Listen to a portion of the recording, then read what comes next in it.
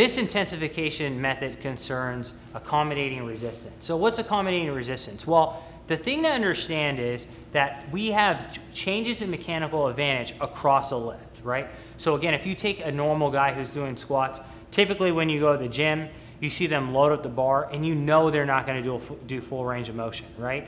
And it's almost 9 out of 10 times, right? And so why is it the case? Because people are stronger on the top of a squat. We're strongest in our legs near full extension, okay?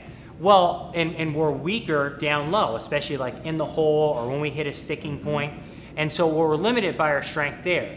But then the weight becomes easier on the second half. And so the thing is, what studies show is that the second half muscle activation goes down on the second half of the lift because mechanically we're stronger. So the weight to us is easier. So accommodating resistance adds a resistance at the top. So one of the ways to do that is to use bands. So for example, say that you're doing squats and you have bands on it. Bands provide elastic resistance. Imagine you have a rubber band, you're pulling it back. It's harder to pull if you increase distance. Same thing with banded squats. When you're actually doing the lift, as you come up, there's more and more tension on the band, and it gets harder and harder as you lift. So Lawrence, do you use accommodating resistance? How do you incorporate it? I like to do it for explosive training for my purposes.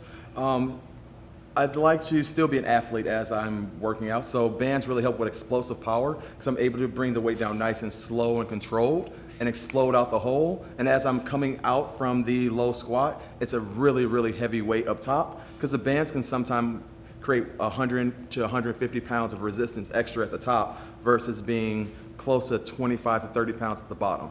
So it's just a great way of filling the constant tension and really activating your muscles because sometimes there's no constant tension even while you're doing a dumbbell or a barbell.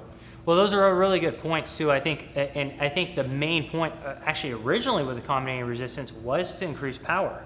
You know, because think about this for a second. When you're doing a vertical jump, you accelerate the whole way through, right?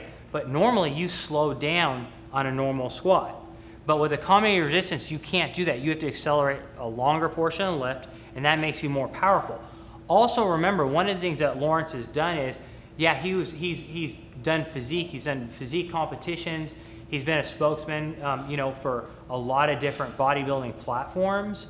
But the thing to understand about Lawrence is he trains his muscles in all sorts of different ways, which makes him be able to play football, which makes him be able to do CrossFit, but also have a great physique. Muscles respond to different stimuli as far as growth and functionality. And so these are great lessons that we just learned